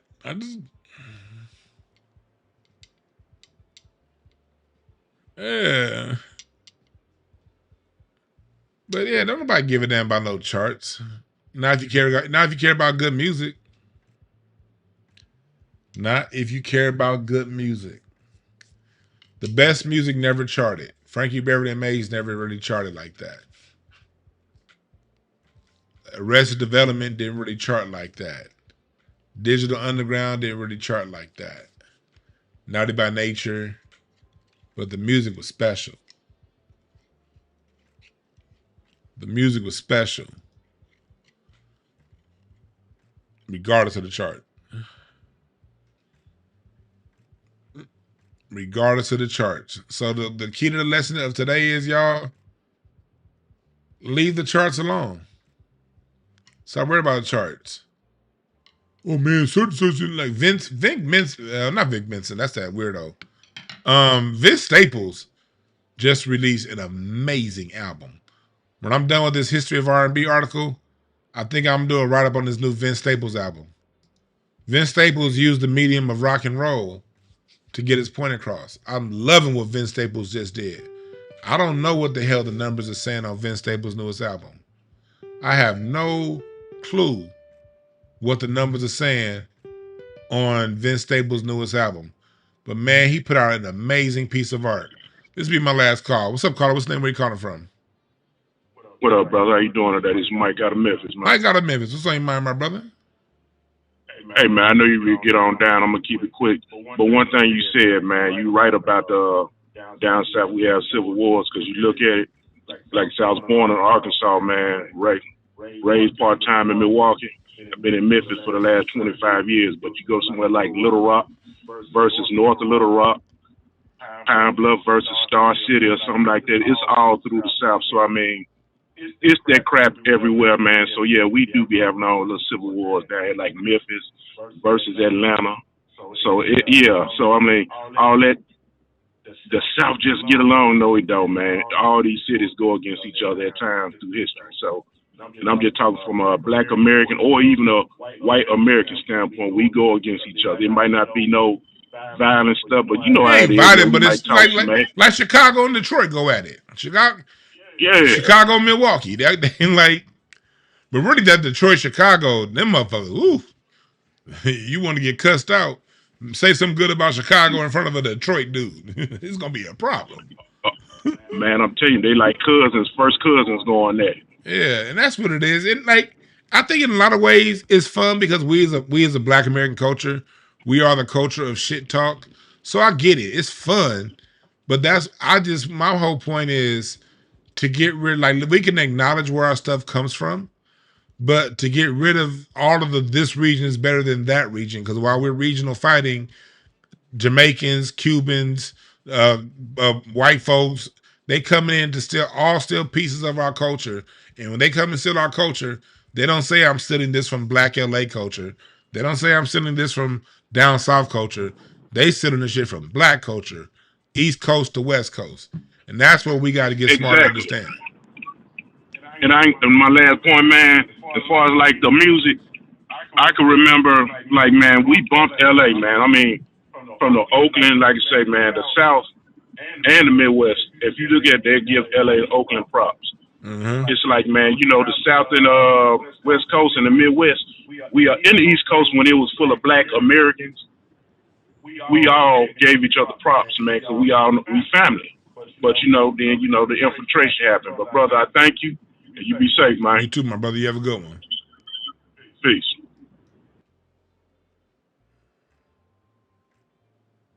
Yeah.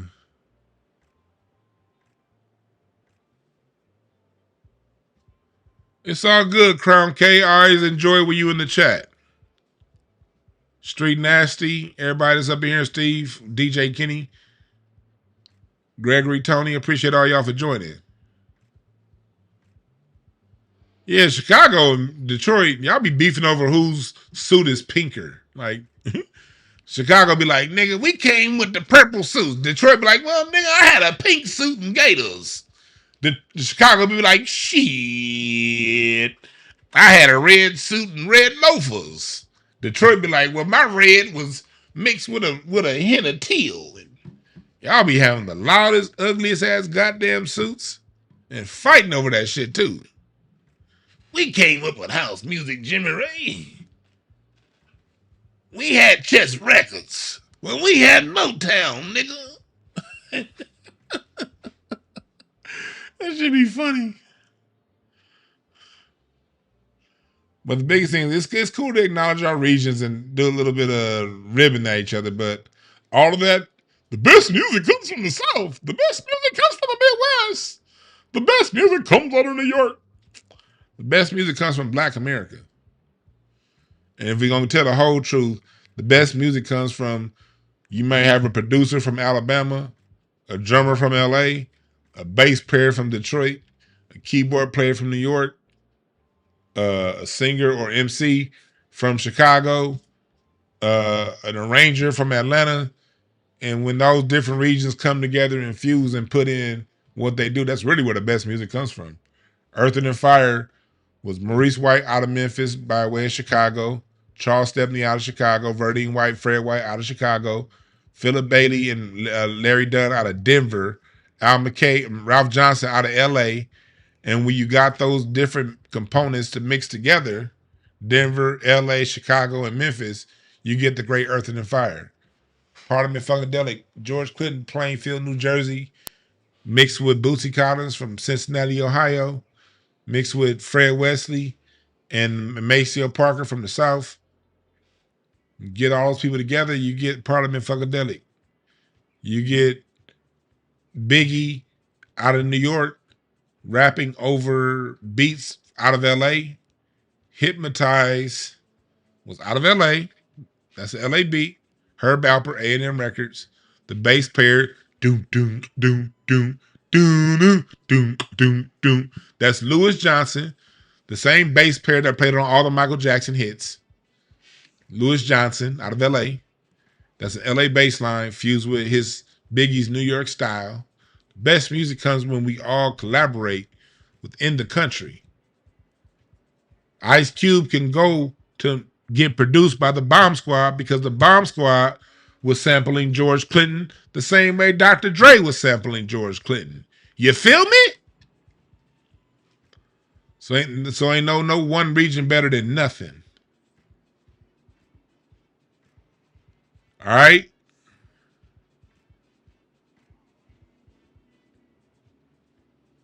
And we all got our competitions. LA and Philadelphia gave y'all disco.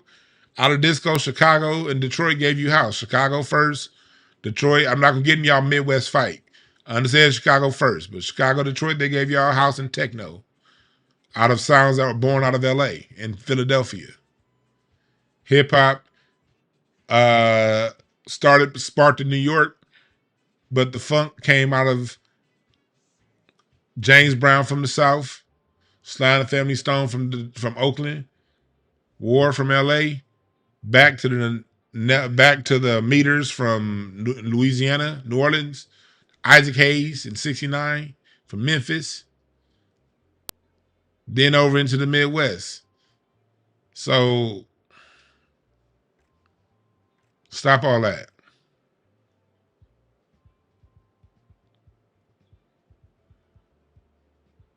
Somebody said Dr. Dre's the most overrated producer. Shut up. Y'all are saying dumb. I don't know why people like taking so many shots at Dr. Dre. Dude, Dr. Dre only gave you Cube, Snoop, Eazy, Anderson .Paak, Kendrick Lamar.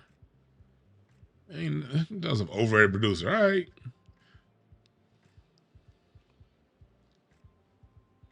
Sounds like somebody that don't know what they're talking about. But let's keep going.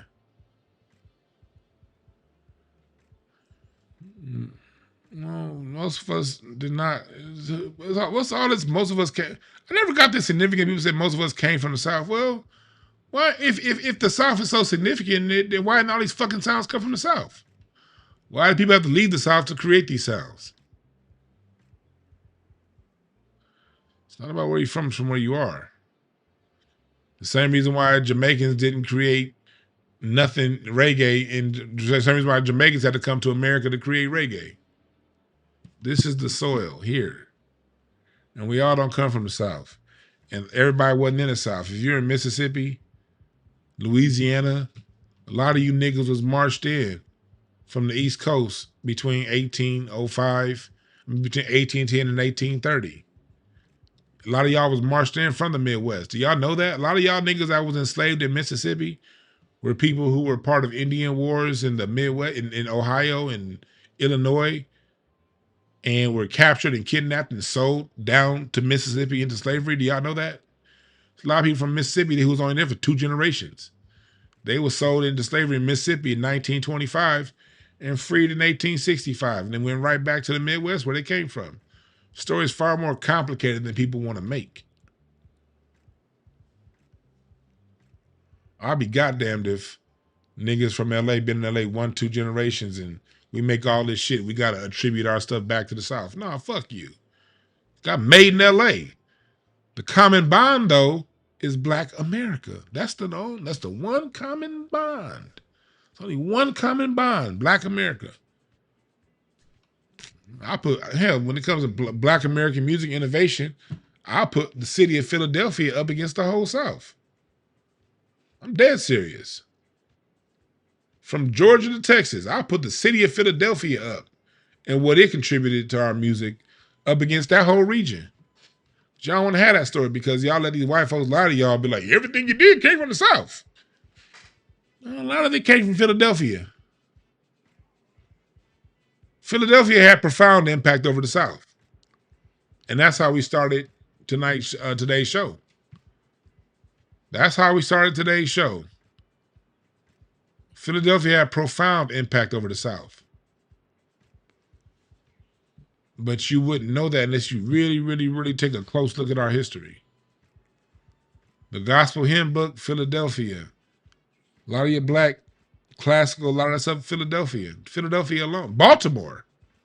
Baltimore, but Maryland, Upper South. People consider Baltimore the South. I don't. But people consider Baltimore the South.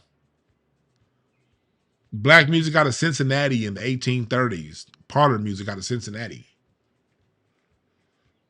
Black fifer music out of Boston in the 1780s and 1770s. If you say focus on the South, you about to miss a whole fucking story. But that's what they do. They get you focused on one region and say, just look here. Don't look nowhere else. Just look here. And you don't learn shit. The same reason why they do with Africa. Man, just go focus on Africa. Look at Africa. Africa. Meanwhile, you done invented 50,000 goddamn patents in the United States of America, and you looking at Africa. And then when you do look at America, you only looking at the South when you done did some dope shit in Boston. Your black ass did some dope shit in Milwaukee. And I'm talking about in the 1810s, 20s. Your black ass done did some dope shit in Indiana. Your black ass done did some dope shit in California. Your black ass done did some dope shit in Pennsylvania. Your black ass done did some dope shit in New York. No, but only look at the South. Y'all can fool for that trick if you want to. I'm looking at the whole fucking country. And there's no way metal could have been born in the South because the South environment they don't have the environment for metal. That had to come from Seattle. Seattle, that wet, rainy, dreary Seattle sound, that grunge, that heavy metal, that the environment of Seattle is what produced metal. Alabama could not have produced metal. Georgia could not have produced metal. It had to come from that weird-ass, rainy region. And Seattle's weird as fuck. But that sound had to come from that weird-ass area.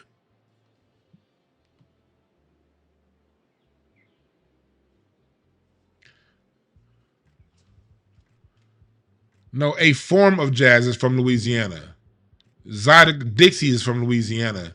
Swing ain't got a goddamn thing to do with Louisiana. Swing is Kansas City and New York. Bebop is completely different than Louisiana. Bebop is another Kansas City sound, born in Kansas City. Listen to bebop and listen to Dixieland jazz. You have completely different sounds. You can't even say that they're, unless you have an ear, like they're nothing alike. Cool jazz, Birth of the Cool, comes from LA. There's no way cool jazz could have been born in South Carolina. No way. There's no way cool jazz could have been born in Louisiana. Needed a different, for Birth of the Cool and Modal, it needed a different environment to germinate in than Louisiana. That had to get born in Los Angeles because of the weather patterns in LA and the sophisticated listener out here that prefers and desires string arrangements. Rhythm and blues got germinated in Los Angeles.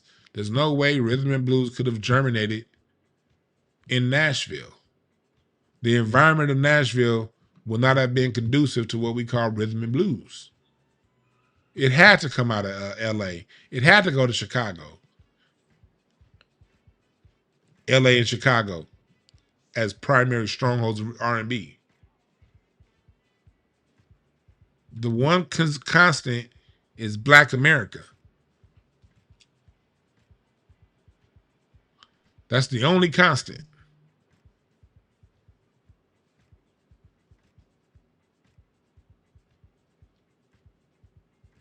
He said, J-Dub said, Seattle's weirdo central, but it's dope out here. Yeah, Seattle's weird, and I appreciate Seattle. But Seattle's weird. But out of that weird environment is where you get that sound that I enjoy sometimes. Not all the time.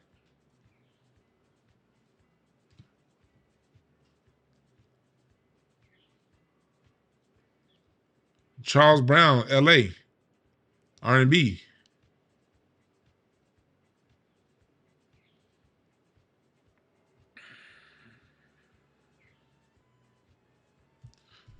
As we'll talk, the sounds of Ghana are not the same as the sounds from Nigeria or Cameroon. Real talk.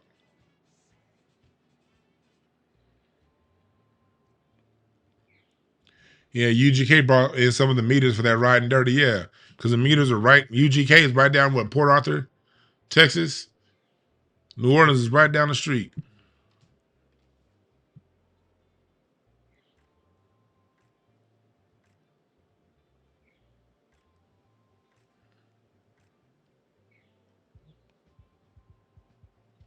Funk is not where the South germinated. James Brown was from the South. James Brown recorded his funk in Cincinnati, Ohio. LA has far more weight on the funk than the South. That's why y'all gotta y'all just conditioned to saying everything comes from the South, because same reason why I keep seeing this meme go around saying the Jubileers were the first rappers, because people saw a video of the Jubileers rapping in the 50s, and I've been seeing this video go all across the internet of the Jubileers, the first rappers. The Jubileers were a gospel quartet. And we have been rapping long before the Jubileers. California is where funk really got its roots, because James Brown was black music. Funk is not Southern at all. Like, New Orleans got some funk. Memphis got some funk. The rest of the South ain't got no. Georgia ain't got. They have Brick, SOS Band. But listen to Georgia music now. The last post Outkast, post Organized Noise. There ain't no funk out of that music. That's just the least funky. Trap is some of the least funkiest shit you gonna find. Funk. It needed Oakland. It needed LA. Funk got its roots in California before it went back to the Midwest. Funk, it was Sly and the Family Stone that put funk in front of the world. Sly and the Family Stone. They're the ones who made funk really cross over. They made funk. Sly and the Family Stone took funk into pop. Watts 103rd Street Band was funky before anybody in the South. In the Midwest. Outside of James Brown. War was funky before anybody in the Midwest or the South. Okay?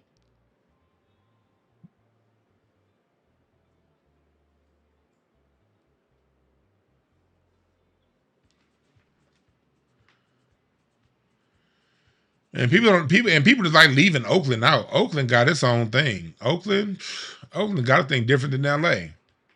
I be saying hip hop is New York culture now. Nah, New York, Oakland hip hop ain't got a goddamn thing to do with New York, man. Oakland has a major role in the development of funk, in the development of rock, in the development of hip hop. Oakland.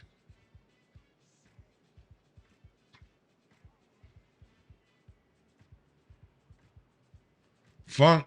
See, it was Ohio that blew the funk up. It germinated in LA, but when funk got back to Ohio in the 70s, it was really when like Bootsy Collins has a lot to do with that. When Bootsy Collins came to play with James Brown. Bootsy came to play with James and he played on his own. Then you get the Ohio players picked up funk in 73. LA was funking in 68. Oakland was funking in 67. James Brown started funk in 65. By the end of 66, it's in Oakland. By the beginning of 68, it's in LA. By 69, it's in Louisiana, it's in New Orleans and Memphis. Isaac Hayes and the Meters. 69. It doesn't get back to the rest of Ohio until the early 70s. The Ohio players are the one. The Ohio players were together in the 60s, but they were playing jazz. Parliament was together in the 60s, but they were singing doo-wop. And Funkadelic was singing rock and roll. They weren't, Funkadelic and Parliament wasn't funking until Let's Take It to the Stage. Up for the Downstroke. Chat room, look up for the album Up for the Downstroke. Get up for the downstroke. Everybody get up. That was their first funk song. That was 73 or 74. I think it was Mr. Mean by the Ohio Players, or that wasn't Mr. Mean. That was later on. The Funky Worm was what, 73? Funk had already been going around for about 5 or 6 years before it really. Now, once Ohio got it, Ohio never let it go. And Ohio, in my opinion, became the place where funk did its greatest job, its biggest job. Funk blew the fuck up in Ohio. You know, then once Ohio took the funk, it did something with the funk nobody else could do. Slave, Lakeside, Zapp and Roger. I mean, so much funk out of the Midwest. So much funk. So much funk out of the Midwest. So the Midwest is where funk became this undeniable massive force. Disco started in LA, in Philadelphia, but New York is where disco blew up. But it started in LA and Philadelphia. But chat room again, what is the common denominator? Black America.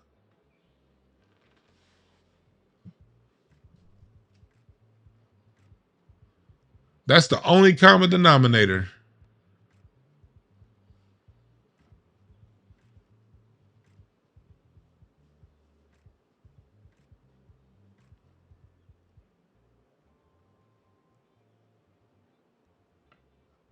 All right.